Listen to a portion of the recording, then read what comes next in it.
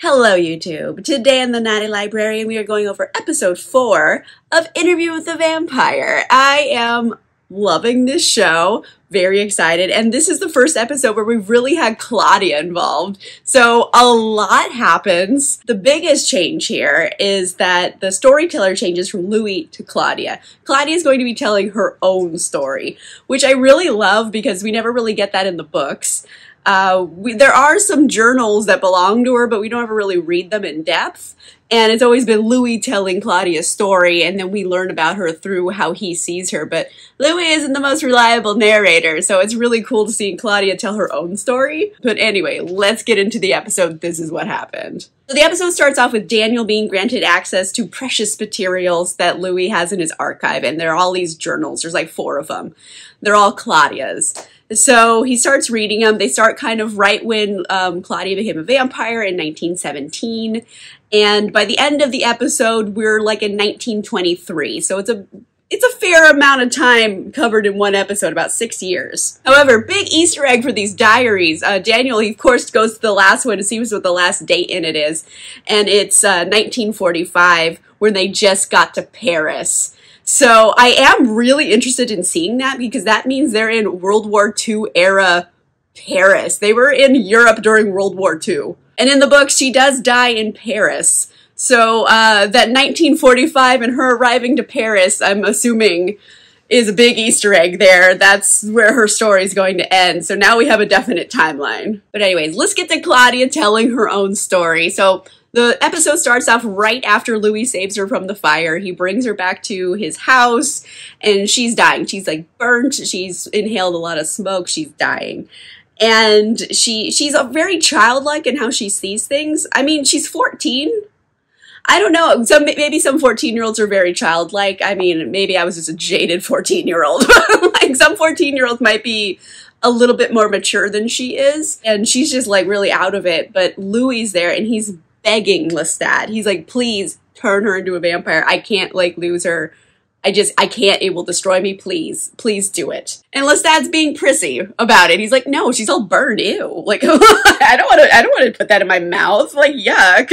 And Louis just keeps begging him. And you see in Lestat's face this idea forming immediately. So he's like, all right, fine. I'll make it. You really wanted this badly. But just like in the book, Lestat turns Claudia into a vampire as a trap baby. He's having a baby with Louis to make him stay. And how this differs like from the book is that Louis in the book is much more directly responsible for Claudia's death. In the show, he's kind of indirectly responsible because it was his fault he killed that guy who started a riot. But the fire is what was killing her, the riot. In the book, Louis kills her.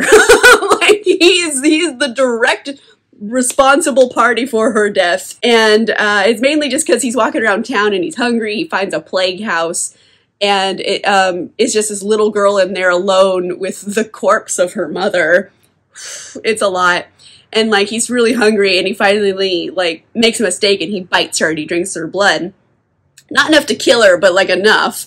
And like Lestat was following him, and he starts making fun of him like, oh, look at me, I'm Louis, I like to eat babies. So he runs off, and eventually this little girl gets picked up by like, I don't know, the orphanage, and she's there, and Lestat and Louis go back for her later on.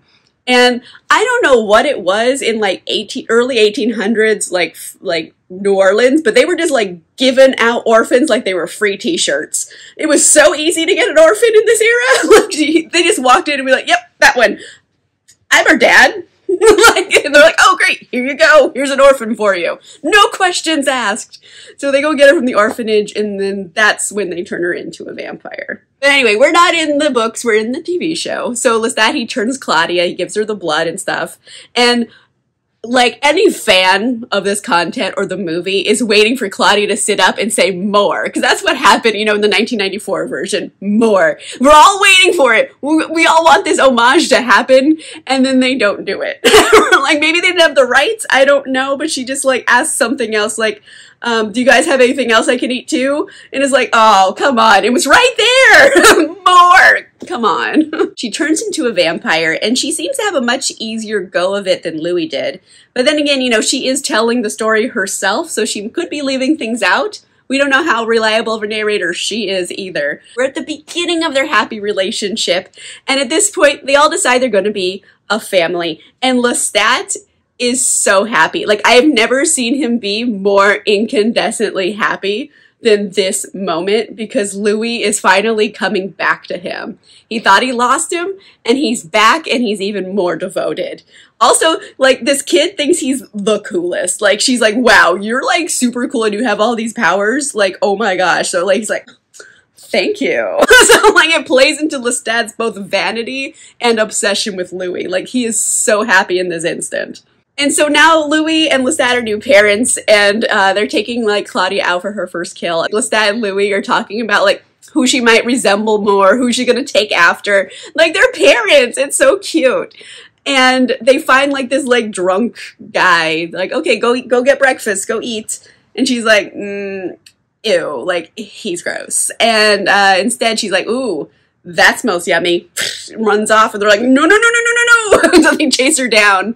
And you get the big scary scene where she's standing in, like, this little, like, promenade. She's just acting very childlike and, like, singing a little song, and, like, a beat cop comes over.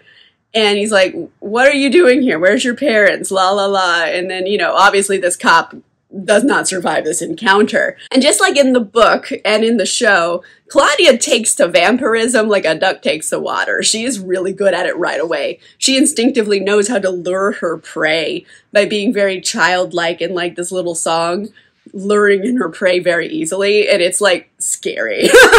So, hey, Claudia's, like, an excellent vampire. And a lot of the episode is actually about this family unit, and I loved all of those scenes so much. It's like, you know, it's also the 1920s in New Orleans, so it's kind of progressive. You're like, oh, here I am, I'm adopted, and I have 2 dads. I'm like, yes, I love this. So, besides the progressive aspect of it, I really like how they kind of work as a good family. She has 2 dads who, like, love her and they love each other. And, you know, there's rough times and then there's good times, like any family. They're actually functional. It's, like, surprising how functional they are as a family. And it's really cute seeing these 2 dudes who've been vampires for a while with no kids around, like, learning how to, like, adjust to having a kid around who's super rambunctious and silly. They even find time, like, when Claudia has her own coffin, they find time to, like, slip into each other's coffins. Claudia was what their relationship needed, apparently, and they needed, like, something else that they could nurture, and it brought those 2 back together.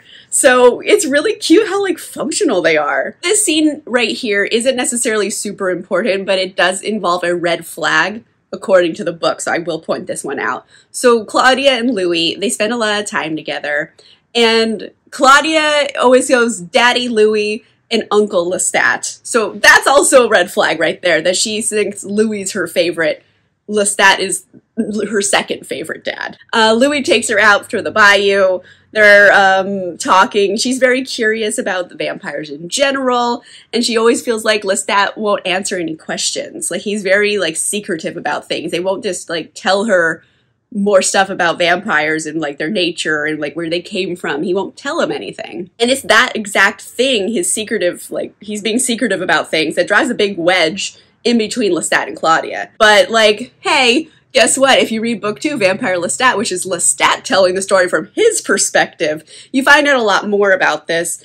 And, like, yes, he was being secretive, but what they don't know is that he was actually sworn to secrecy by another vampire named Marius. They think he's doing this just to be, like, mean or superior and keep them beholden to him, but really it's not. He's literally promised not to tell people certain things because it's, like, life or death. So, again, this is from Louis and Claudia's perspective. They don't know what Lestat was actually thinking. So if you want to know Lestat's side, read Le Vampire Lestat. It's very different. Another part of this scene that's really innocuous but super important because so book accurate right here. Louis finally, like, admits to Claudia in a way that she'll understand that he was responsible for why her house caught fire. He's responsible for her death, although it happens much later in the book. But Louis does eventually tell Claudia, hey, I'm responsible for your death. I did it. I was the one who drank your blood.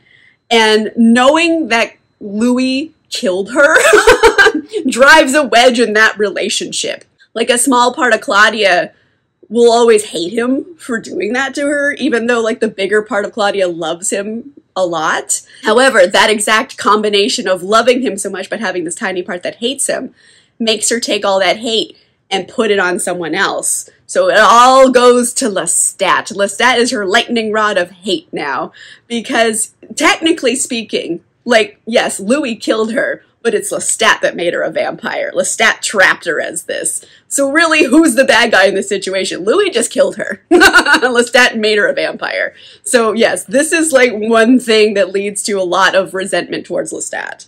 Okay, so we're going to take a little time jump back to the present, and we're here with Daniel. They're back in Dubai. Also, Daniel is actually a kind of a good investigative journalist, because he's also trying to figure out Louis' whole thing. Like, how does this work? How does this setup work? Like, how does his secret identity not get out? Like, how does this work? Like, he's got a lot of, like, he has a whole network. How does this work? Mind you, though, in the books, spoiler for the books, Daniel's very interested in becoming a vampire. We kind of got a hint of that earlier, because in the original interview, he begged Louis to make him a vampire at the end of it, and Louis is like, are you fucking stupid? But in the books, that leads Daniel to go looking for other vampires for quite some time. He goes looking for Lestat. He never finds him. Lestat was like hibernating in that era, so he didn't find him. But he finds another vampire named Armand. And I'm not going to get into all of Daniel's story, but, like, in the books, Daniel is a vampire. Armand makes him a vampire, like, in the 80s. So I don't know if that's, like, what they're kind of getting at here. He's like, how does this vampire thing work? How do I set up my own network? How do I become a vampire too? I don't know if that's what they're doing with it, but, like, that's a thing from the books. But enough with Daniel. We're going to come back to Claudia in the past. We're going to have a little bit of a time jump. She's been a vampire for a few years now, as maybe in the 1920s. And Claudia's also starting to notice that she's not growing anymore. Like, I don't know how conscious she was of it before, but she's still, like, in a little girl body, but she's like 18, 19 years old.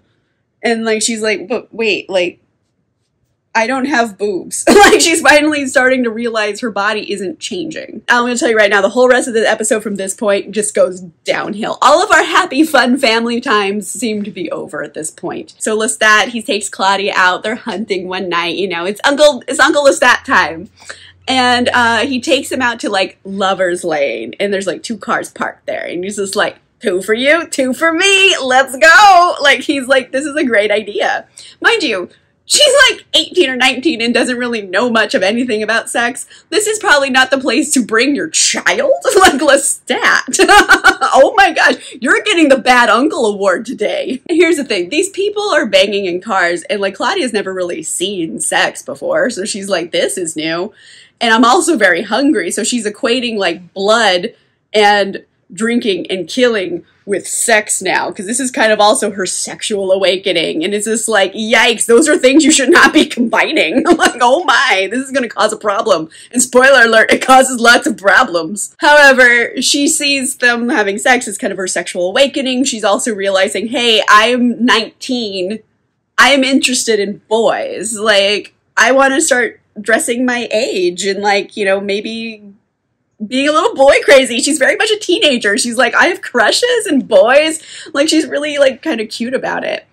And she meets this, like little carriage driver guy, and his name is Charlie. And she has, like, the biggest crush on him. Like, biggest teen girl crush. And I love that. It's so cute. But anytime you're never 100% sure if she wants to kiss him or kill him, it's probably a combination of both. Mind you, sex, blood, and killing are all mixed up in her brain. So, yikes. However, that is kind of book accurate, so book Easter egg here. Like, Anne Rice's vampires don't have sex once they're vampires. They don't. They don't have sex. Vampires don't have sex with each other. Or really humans. Like, they might do, like, other sexy things, but there's not really a lot of, like, genital-to-genital contact. There's not a lot of penetration going on in vampires, okay? They might do, like, hand stuff or mouth stuff, but they don't really engage in that, because for vampires, primarily killing is their form of intimacy. They all have murder boners. Like, killing and drinking blood is how they practice intimacy with people and each other and stuff. So it makes more and more sense why Claudia is equating sex and killing as like one thing. And all of that leads to something terrible. Mind you, she has this boy that she either wants to kiss or kill or both at the same time, Charlie. And they, you know, they go out on dates, they're going to like an ice cream parlor, and it's so cute. It's like a cute little date, and he's such a nice guy. And, you know, things are going well in the date, like they're, you know, they're getting some backseat action, that kind of thing. But things kind of get out of hand, and Claudia ends up accidentally killing him. She drinks all of his blood. Yikes, your first big crush and you accidentally kill him? That's gonna fuck a person up. She's freaking out. She brings Charlie's body back to the house and she's like, please, Lestat, help me fix this. Can you make him a vampire? Like, I didn't mean to do this. It's a mistake. And Lestat isn't even particularly kind about this. He's just like, no, he's dead. I can't fix dead. You killed him. Like, he's not at all kind to like the pain she's feeling. He's actually kind of an asshole about it. Like, he even makes her watch as they burn his body. In the show, seeing this type of cruelty and uncaringness about her feelings, again, yikes, we're leading down this road of red flags leading to, sorry, book spoiler alert, Claudia's attempted murder of Lestat. And then we have, you know, like Louis and Daniel kind of still connecting over Claudia. Because, you know, in the present, like, Daniel's getting to read all these words.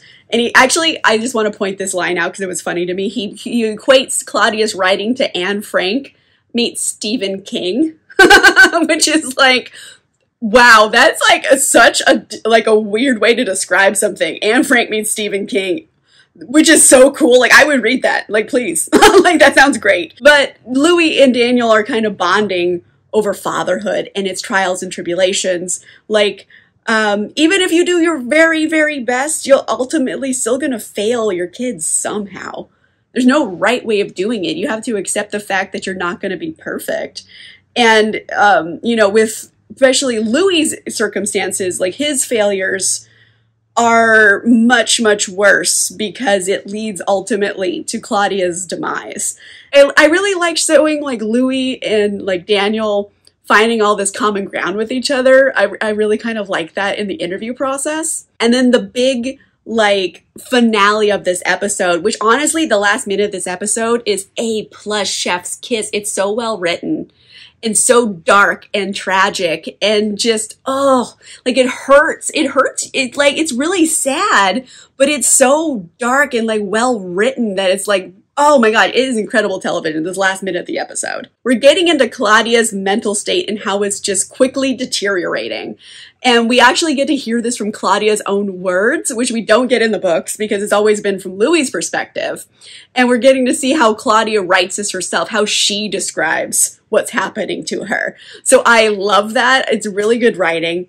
And the way that she is just deteriorating is because after the whole incident with Charlie, she starts having all these realizations. Mind you, she just saw like her boyfriend get murdered because she murdered him and then his body melt in a furnace. Like, she's a little fucked up at this point. And she's also stuck in a rather underdeveloped 14-year-old body, and her mind keeps aging. Her mind is 19, her body is 14, but looks kind of 12. Like, it's really underdeveloped. And she realizes, like, I'm gonna be 50. I'm gonna be 100. I'm gonna be 300 years old, and I'm still in this fucking little kid body. It's not gonna change, but I'm gonna be old.